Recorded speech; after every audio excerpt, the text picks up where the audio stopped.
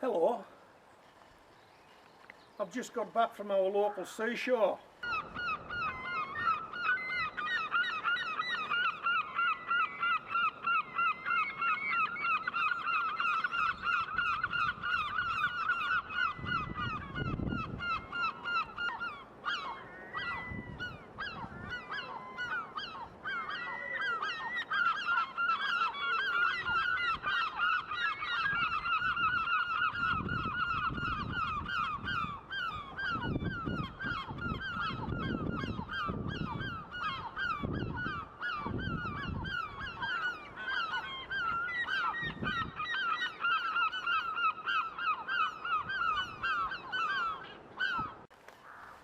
This is what 5 bags of seaweed looks like, laid out on the lawn.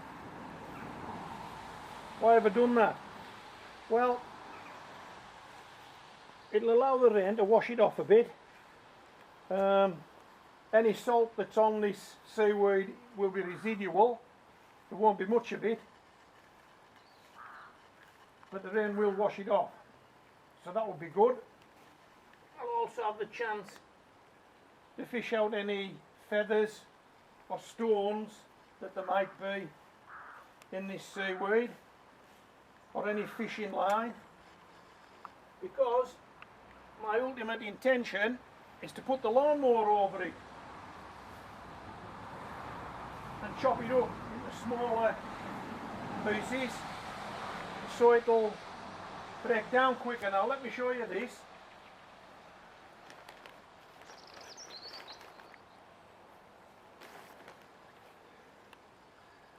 The lawnmower wouldn't like to go over those.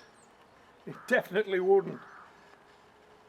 And when you collect seaweed, there's every chance you're going to be bringing pebbles and stones up from your local seashore.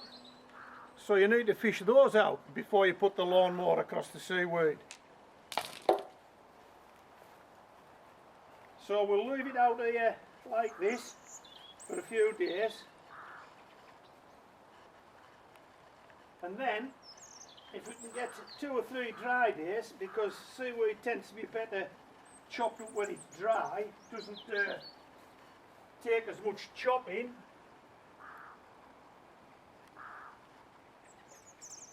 We'll let it dry out.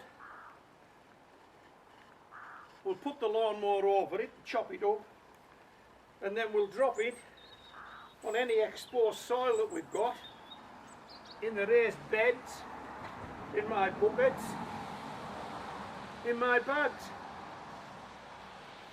Okay, I've already dropped a layer of grass and leaves. That's the brown and the green of the mix, and this will just add a bit more firepower to that, because I believe there's every element known to man in seaweed, and probably 1 or 2 more that we don't know about because we haven't discovered them yet. But it really is good for gardens, and I've done it like this for a number of years now, so I know it works. I'm speaking from experience. Okay, so in a few days time, but included in this video, a few days time this will be dry. Well, I've had a chance to remove any debris that's in here. We'll put the lawnmower over it and we'll drop it on some buckets, bags and raised beds.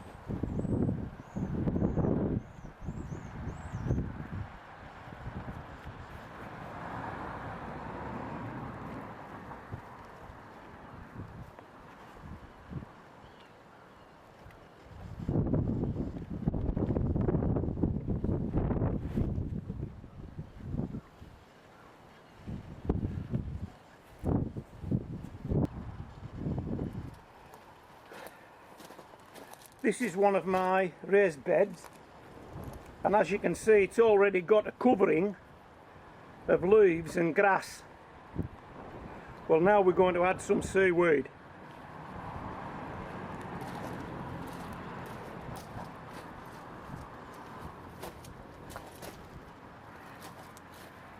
Now the grass and the leaves would be probably adequate, but as I live close to the coast and I've got some seaweed, it's going on.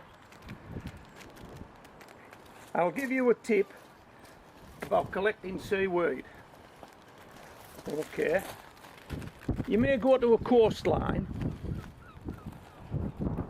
and collect seaweed, and it's absolutely shot through with leaves at this time of the year, autumn, and you look along the coastline and there are no trees, and you get to thinking, well, where have all those leaves came from?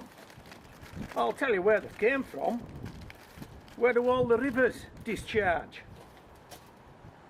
They discharge into the sea, don't they? Rivers run through countryside.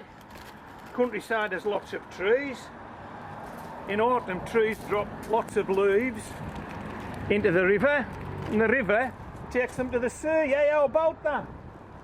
So when you collect your seaweed, you may already have a brown and green mix. The green being the seaweed and the brown being the leaves. Just chop it up. You've got everything you want in one fell swoop. And I don't know if I've said this before in this video, but I intend to do no more with this raised bed now for at least 3 or 4 months. March of next year, where are we at now? We're in October. I'm not going to do anything till March of next year, by which time most of this will have disappeared. Yeah, it will. And what hasn't disappeared, we can incorporate it in. And you'll notice there are still some longish strands of seaweed here, and if you want to put the moor over it again, you can, but to be honest, there's probably no need to. I mean, the reason we do it is because it'll enable the seaweed to break down quicker if it's in smaller pieces. But come on, with 3 or 4 months before we want to use this bed, that should be ample for this seaweed to break down, and the leaves and the grass.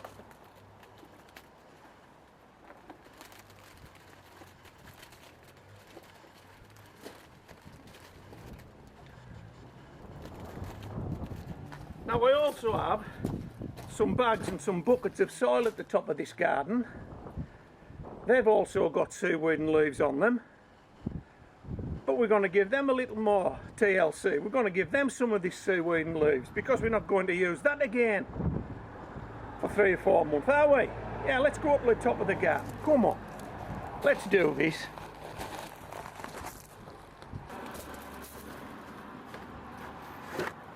We're nearly at the end of this video, which is good, because I'm sure you've probably had enough now, and I've got quite a bit of work on my hands here. I've got quite a bit more seaweed to chop, and more buckets than you can see here, and I just need to get stuck into it. Okay, so this is all we're going to do. Do a bit of seaweed, and then do nothing.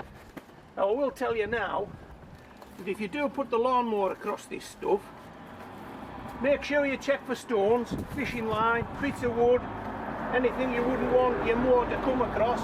Don't break it. And you will make a mess. I've made a mess. There's a mess on the garden now. I'll need to do a bit of a tidy up. I won't be able to get it all. But what I found is, if you leave that mess, within say a month's time, it's disappeared. It's disappeared because the worms have had it for the dinner. Yeah, the worms do the tidy up for you. But I'll give it a little tidy up, and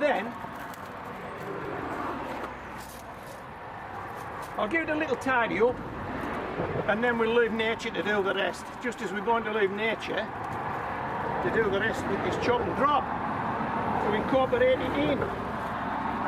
Okay, so I hope you've enjoyed the video. I've enjoyed making it. This is Homegrown Veg signing out. And I'll tell you now, the rest of this work can wait till I've had a cup of tea. Yeah, get your priorities right, Homegrown Veg.